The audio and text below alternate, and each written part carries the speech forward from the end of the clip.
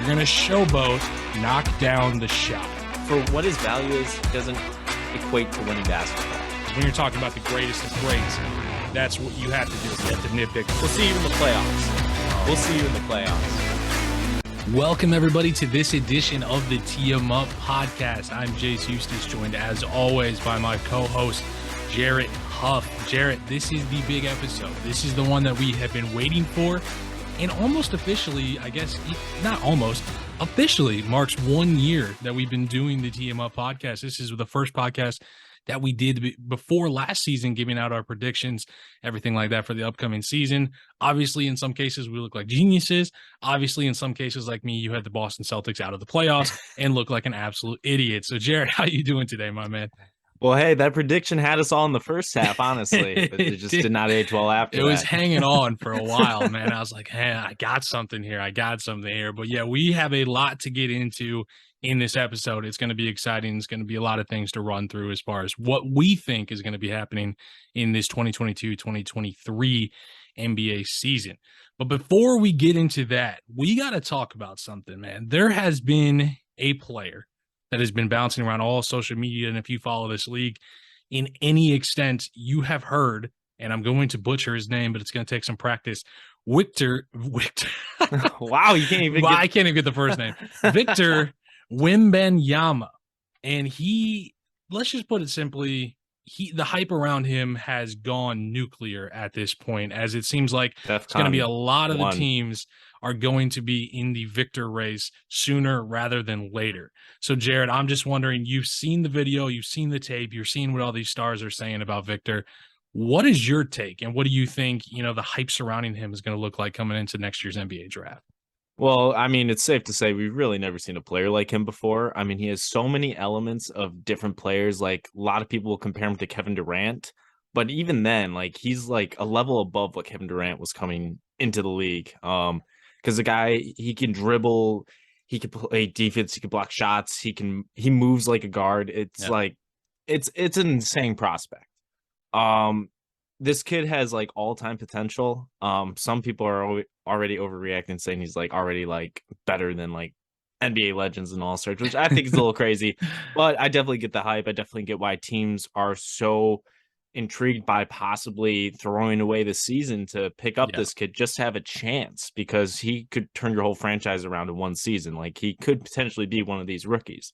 However, I'm going to pump the brakes on this guy being the greatest prospect of all time, because I feel like when we start getting into that territory, I can't remember the last time a prospect has truly lived up to the MVP, the hype surrounding him prior to the draft. LeBron James might be the only prospect within the last 20 years that has truly lived up, if not surpassed, the hype around him. And I know you're probably happy to hear me say that, but it's the truth. LeBron is, like, in my mind, the only player that's really lived up to it. Because if you look back a couple of years ago at Zion, we've hardly seen Zion on the floor. Now, that's not to say Zion could, like, his career could, no doubt, it's still going on, and he's healthy this year. He could still rise up to where the hype was. But we just haven't seen a player meet those expectations. Greg Oden, through no fault of his own, was not able to live up to expectations just because he couldn't stay on the floor. So I'm just going to pump the brakes, especially with a big body like this. Like, do they really hold up? We don't know. We've even seen Chet already dealing with injuries. He's not even going to play this year. Yeah. And he was probably reaching almost Zion levels of hype prior to this season. Yeah, and every prospect is going to be a little bit different. I like your comparison there to Chet. Obviously, Victor is a bigger body. Like, he's got more on the height, but Chet is just so skinny, and it looks to be, in a lot of cases, so fragile. Victor looks built, and it looks like he's going to have no problem putting on some extra weight as he moves up. It looks like that's not going to be a problem for him.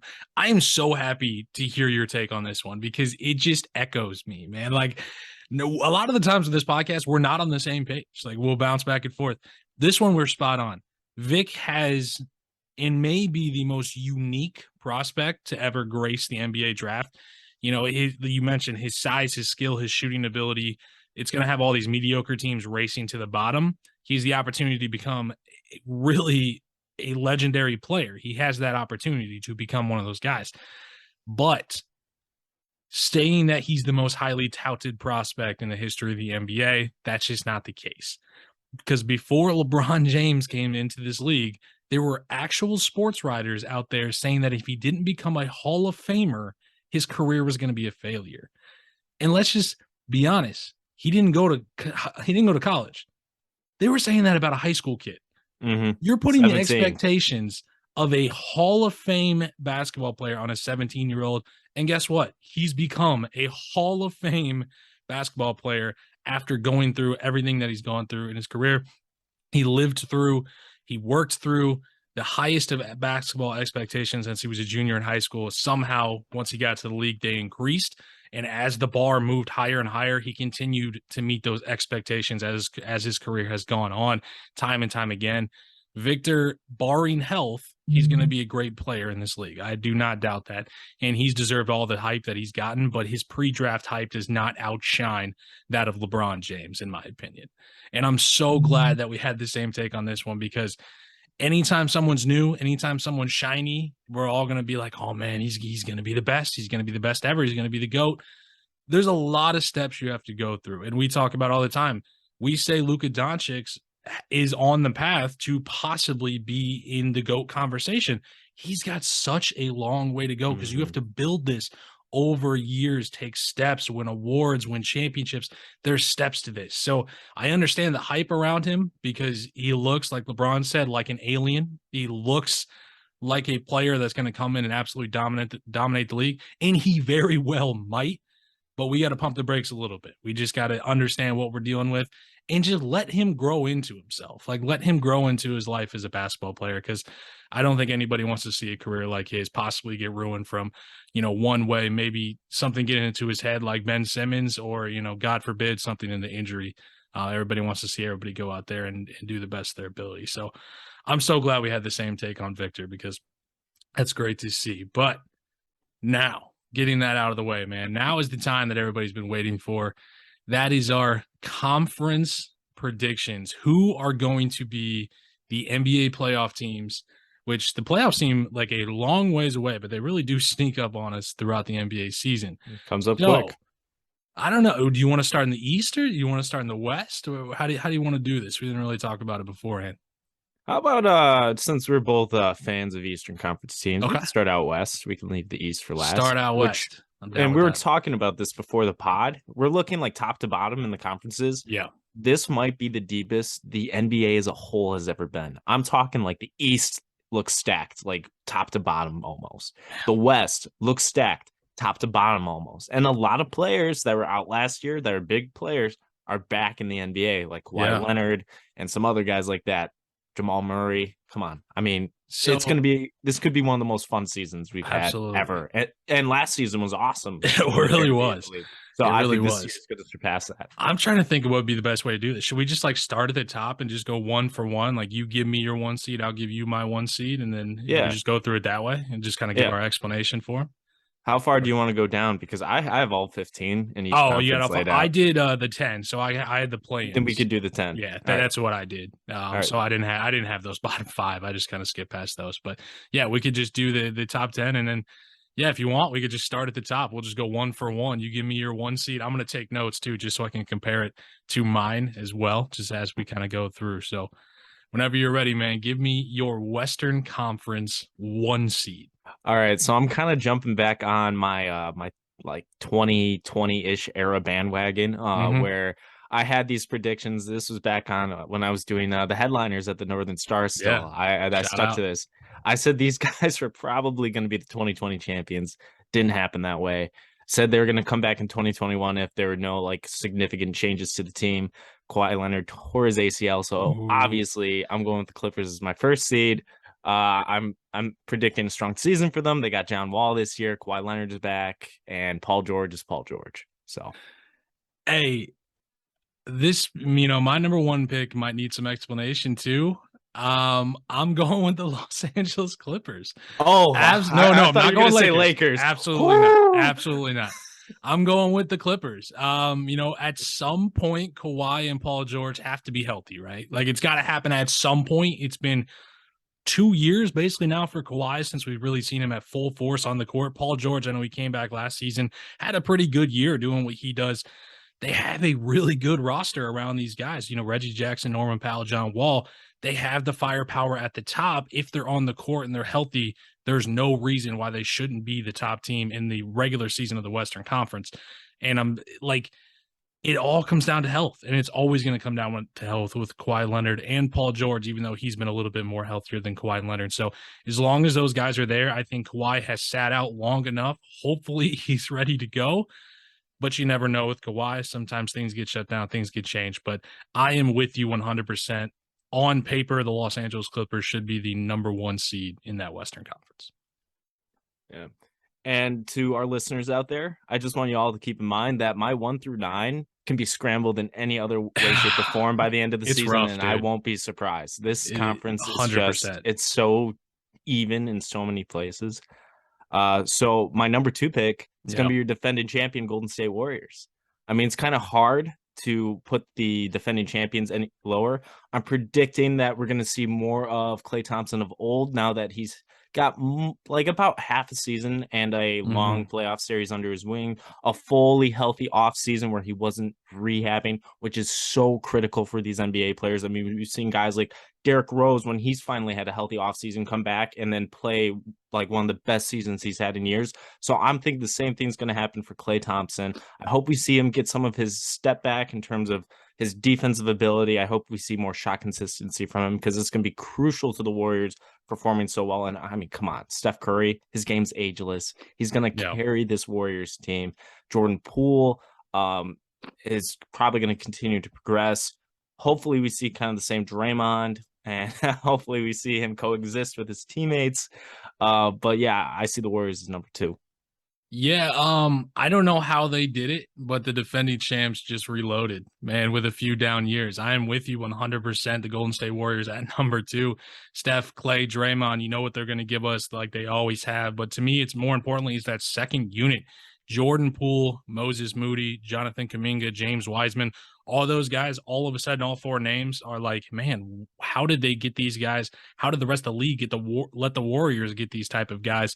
They really have a chance to be something special, especially in that second tier. They will be in the cream of the crop of the NBA this season. I got them right there with you. Number 2, Golden State Warriors in that Western Conference. All right. Now, this team was really hard to rank for me, but not enough happened for me to warrant dropping the team with the best record in the NBA last season. So I have the Phoenix Suns at number 3. Ooh. It might not age well considering what we saw from Chris Paul towards the end of that playoff run, but I think Chris Paul, that was more of just exhaustion and just the Suns falling apart as a whole rather than Chris Paul just being bad, because no player deteriorates that fast in a few weeks. So I think we're going to see about the same Chris Paul we've seen the last couple seasons. Devin Booker's can continue to be one of the top guards in the league. And yeah, I'm expecting them to be number 3. We could see something happen with DeAndre Ayton where maybe he gets moved because, as you all saw on media day, he didn't seem like the happiest person. Absolutely not. This is the first one we're going to differ on. I'm going to go at number 3. I'm going to go Denver. Denver, you have the back-to-back MVP, even though, I've made my thoughts on Nikola Jokic very clear. You should have the return of Jamal Murray and Michael Porter Jr. So that means this is the year, right? Like this is the year to prove it. This is the one where we can finally judge Nikola Jokic on postseason success, on what he does with those guys around him. So from everything I've heard over the last 2 years, this team should easily be towards the top of the Western Conference. They should be poised for a huge postseason run. So let's see it, Denver. I don't necessarily believe in it, but I'm rooting for you because everything that I've heard, that's exactly where you should be, towards the top of the Western Conference. I'm going to go with Denver. I'm going to go with Jokic, and everybody out here that says that I'm a hater, you might be right. This is the season to prove it. Let's see what they got. So I'm going Denver right there at my number 3. I couldn't agree with you more in what you said about Denver, and that's exactly why I have them at number 4. Sure, they're below the Suns, but I just think the Suns have better players on average, especially because we still don't know fully what Jamal Murray is going to look like and Michael Porter Jr. because they're just coming back from injuries. So there might be some growing pains. But this Nuggets team is basically at full health again, which is great to see. And hopefully that lasts throughout the season. Because, yes, it would be great to see Jokic with a supporting cast that is worthy of the 2-time MVP in the playoffs, because the man needs help. Every NBA player needs help. And that's Absolutely. just a reality, especially given how the conferences are stacked this year. You're going to need help. You're going to need star power. And the Nuggets finally are reloaded. So I can't wait to see what they do this season. Both looking for big things from the Denver Nuggets. You might believe in them a little bit more than I do, but we're both looking for some big things there for Denver. At my 4th seed, you're still not going to see my Phoenix Suns appear, because I'm going Dallas Mavericks, the team that beat them in the playoffs last season.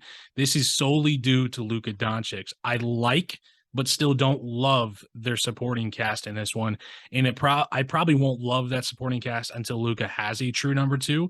I love the Christian Wood trade. I like the JaVale McGee pickup. I like those kind of big men down low that can still have a little bit of a scoring ability, more on the Christian Wood side than the JaVale McGee side. But we saw, a couple of years ago with the Lakers, JaVale McGee is a valuable role player in this NBA. He's not anybody to look past, so I think he's going to provide a value. I still don't think they have enough at the wing position to truly scare any of the other top teams in this league. But I think Luka's going to come into this season. He's in shape. He's ready to go. He got a taste of postseason success last year. He's going to be ready to go. I got the Dallas Mavericks right there as my number 4 seed.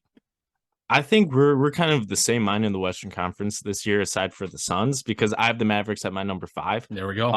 I think we're going to see the best of Luka this season, and I'm predicting he's going to be more in playing shape to start the season than what we saw last year. As we saw, he got off to kind of a slow start, but then by the end of the season, he was like an MVP candidate, and it was not even close. He tried to sneak up and take it at the end. I thought that there was a possibility if it wasn't going to be Embiid or Jokic, it was going to be him. Yeah. I don't love the Mavericks supporting cast, just like you. Mm-hmm. I mean, obviously losing Jalen Brunson hurts, but I do think they made more additions, like you said, with Christian Wood and JaVale McGee, where they kind of come out up compared to what you would think of an offseason losing a young player like Jalen Brunson.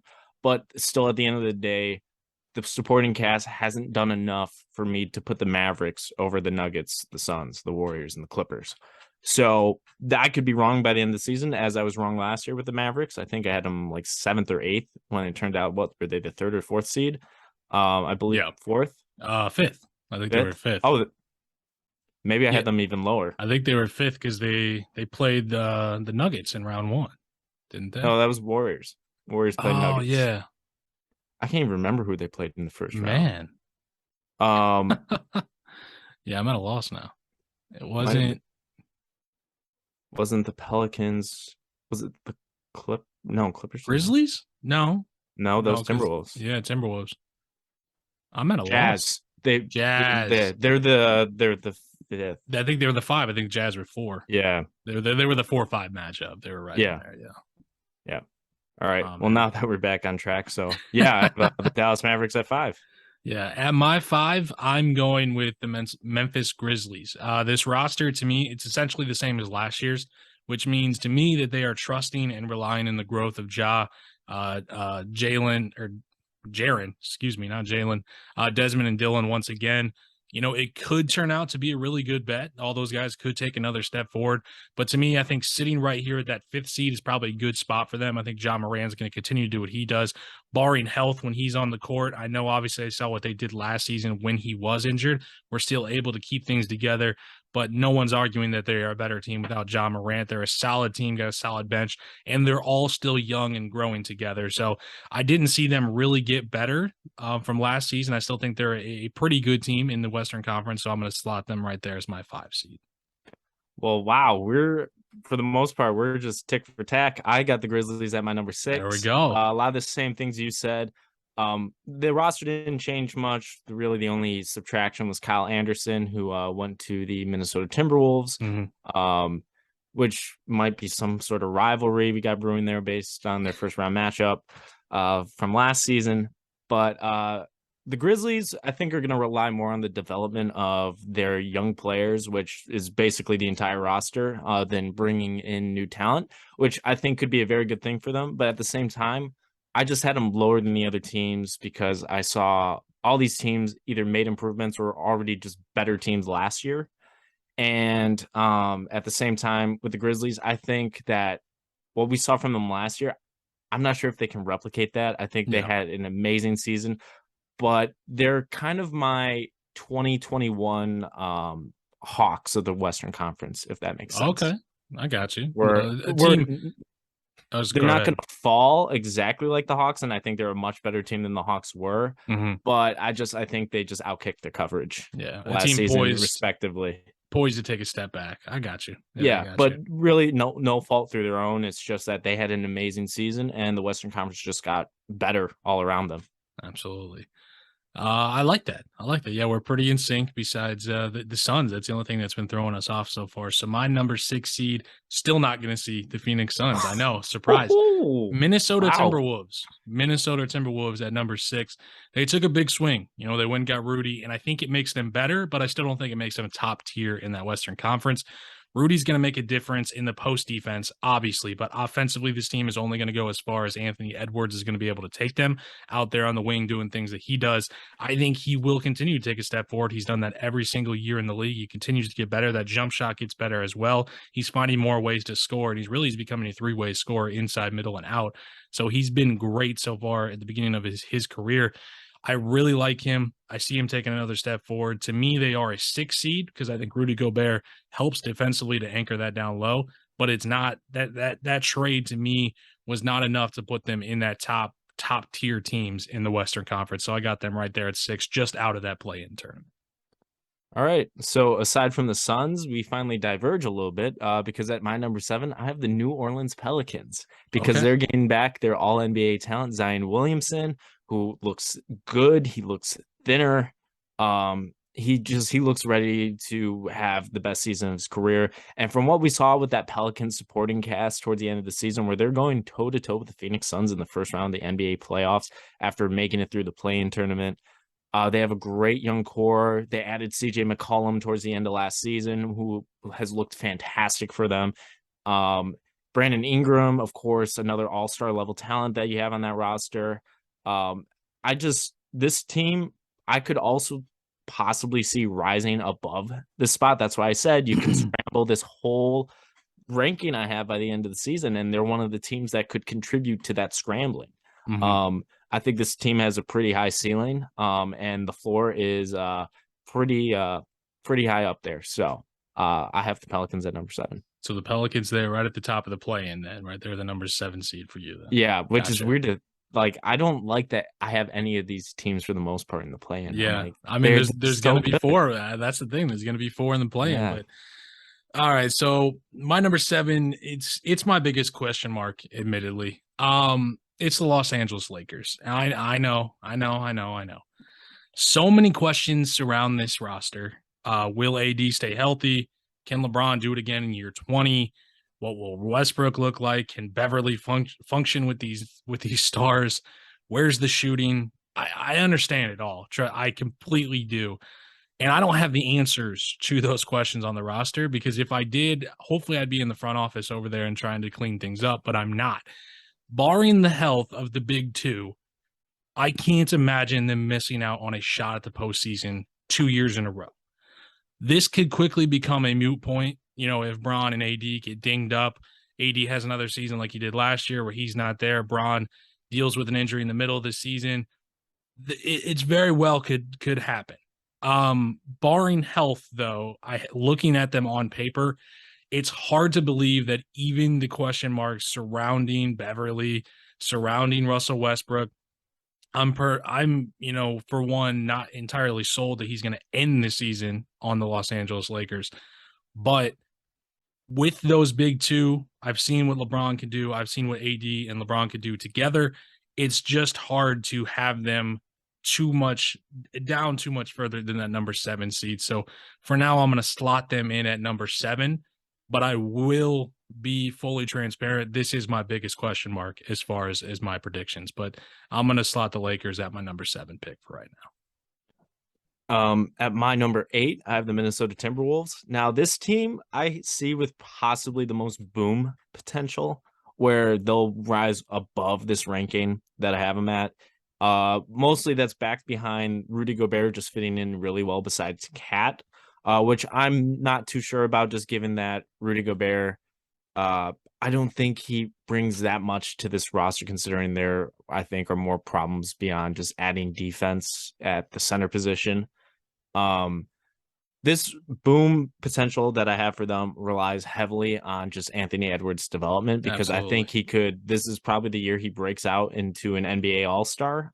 Just given just the trend of other players like him in their careers. So I'm excited to see what Anthony Edwards can do this season. He's going to be the one player on this roster that I'm really watching. Um, and if Cat can kind of shake off some of the weird just cat stuff that surrounds him, that'd be great for this roster. I mean, he had a weird offseason with a lot of stuff he was saying. Yeah. It's like it's almost like Kyrie levels, but like in an NBA sense, when it just in terms of how he sees like the NBA and I guess himself. Yeah. Like the Kobe Shaq comparison was ludicrous, and I'm like, all right. But yeah, now I got Timberwolves at 8. Got you. In my number 8 slot, you're now going to see my Phoenix Suns pop up. I'm mostly out on the Suns. Clearly. I can't trust the health of Chris Paul at this point. DeAndre Ayton clearly did not want to be back in Phoenix, but he is. And Devin Booker, you talked about he's a great player in this league. I think we might need to have a serious talk on him, maybe in a later episode. But I think he's hit a wall. I think Devin Booker is a great player, but I'm not seeing this year to year improvement from him. I think that we all kind of expected him to continue to grow on that trajectory. If you look at all of his numbers, pretty much the last 4 seasons, he's been the exact same player, which is an all-star caliber player. Don't get me wrong. He's a great guy, but I'm not seeing this growth from him. And with the other guys on the roster that they're relying on, I mean, Chris Paul, you can't expect him to get better. DeAndre Ayton doesn't look like he wants to be where he's playing where he wants to be. I don't think he's going to get better, and I can't trust Devin Booker to get better. So I'm thinking this team's going to take a step back. They have a good roster on paper. We've already seen Jay Crowder. Now it looks like he wants out. They're trying to find a trade partner for him to leave. I just don't see how that roster on the paper is going to translate to the court. So that's why for me, I have Phoenix down here in that 8 spot in the play-in tournament. All right. At number 9, I have the Los Angeles Lakers. And Okay. Obviously they have LeBron and AD, 2 top 15 players. And I'm saying top 15 because LeBron's obviously top 10, but I don't know if AD's in my top 10 anymore. Definitely not. Definitely not as low as what ESPN had him, or I'm sorry. Yeah, ESPN had him at. It's been a while But since we've seen him locked in on the court. yeah, AD's health's a big question. I hear they're going to play him at the center again this season, which that's had mixed results. And we've already seen some health concerns come up, like in the preseason where they sat him out a game as a precautionary measure because he had like soreness. It was either soreness in his knees or in his feet or something like that. And then beyond like the starting lineup of this team, for the most part, it's a G League roster, a very good G League roster, but a G League roster. I think this is the weakest supporting cast LeBron and AD have had since they've been in Los Angeles. And I'm not expecting much from the Lakers this year. Obviously, the ceiling is as high as having LeBron on your roster is going to be, but I think the floor is pretty low. I'm kind of going slightly towards the mid-level of just having the Lakers at 9. Yeah, I got you. Me and you are flip-flopping our 7 and 9 because I'm going with the Pelicans at my 9 spot. Zion's back. CJ is locked in for the foreseeable future. Ingram continues to get better, and those role players now have that little taste of success. Some of them have some names to himself. On the defensive side, obviously Herb Jones, Jose Alvarado, those type of guys had good seasons, and I see them kind of growing into their roles a little bit more. They're one of the teams you mentioned with your kind of boom potential for the Timberwolves. This is the team I see the boom potential with. They could easily blow this 9 seed mark out of the water if everything clicks and everybody's on the court together. They'll easily be a scary team, if everything clicks in a very stacked Western Conference. So they're a team with some high upside, but I'm going to stick with them right there as my 9 seed in that play-in tournament right behind the Suns. All right. For my final team to make the play-in, I have the Portland Trailblazers. Now, sorry, Sacramento fans, I do not believe in the Kings because the last time the Kings were in the playoffs, I had a Yeah. full head of hair. I was in second grade. Yeah. And I think Ben Gordon was on the Chicago Bulls. So, Sounds right. Yeah, forgive me for my skepticism of your franchise making the play-in tournament. I have the Portland Trailblazers. A big part of it is Damian Lillard. He's back. He's healthy this season. And the reason why they're so low, considering that for about the last half decade or more, Portland's been towards like the middle and top of the Western Conferences most of the time. But Lillard just doesn't have that supporting cast around him. I love that he's staying loyal to Portland because it's so rare for an NBA player today to say, yeah, maybe I'm not competitive every single season and I can't get guys around me all the time. But like win or lose, whether like the brakes just fall off this car, I'm riding with this team wherever they could take me because this is the I've chosen to try to win for. And I love that. But Damian Lillard just doesn't have that supporting cast. So the Blazers are at 10. Yeah. Sorry, Sacramento. They have been the punching bag on this podcast a lot. But I'm going to give it to Sacramento Kings at that 10 spot, man. I'm going to be honest. To me, they look like the best of the bottom of the barrel. And for That's the Kings, that's pretty good. I mean, that's kind of what you're shooting great for them. So that's what they want to hear. I think the others in the West are all going to be tanking for Vic a quarter of the way through the season. I think the Kings, with some, they have De'Aaron Fox, they have Domantas Sabonis. I really like their rookie, Keegan Murray. I think he's going to be, he kind of just, it makes no sense to me because he kind of just comes in and fills that Halliburton role that you traded away Halliburton for. So still makes no sense to me for that. But I mean, I guess you did get Sabonis. So if you're just, you're just kind of playing it that way. I think the Kings hang on at the bottom there for that 10 seed because I think they have a little bit too much talent. And let's be honest, they're the Kings. I don't think they're going to just all of a sudden try to tear everything down and go for Vic. So I think everybody else, you look at the Spurs, look at the Jazz, you look at the Rockets, those type of franchises, they're obviously on Vic watch. They're going to be right up there in that kind of race to the bottom. So I see Sacramento hanging on there, getting into that play-in tournament. They'll be taking on, in my estimation, the Pelicans and will get absolutely destroyed. But to me, you got those top 9 teams, and then the Sacramento Kings are hanging on there at the bottom. And then to your point, just Portland, I don't trust them. I think also if Damian Lillard isn't fully healthy and they decide to shut him down at some point too, they might be on Vic watch. You never know. It'd be so easily. They are one player dependent. So if Dame's like, you know what, I'm not feeling they get a month into the season, they're not clicking, he's still dealing with this, that, or the other, they could be like, you know what, Dame, we could just kind of shut this down a little bit and maybe we could get into getting that race over there. So a real co-star. It definitely could happen. We'll get you a true number 2. And he might be like, you know what? That might be the move. That might be what I have to do to make some winning happen here. So I got the Kings hanging on there in that 10 seed to make the play-in tournament. Technically, I mean, make the playoffs, I guess. I don't know how that would actually go down in the record book. I think you'd probably have to actually win into the playoffs or into the actual playoffs to officially make the playoffs. But I got them there as my number 10 seed.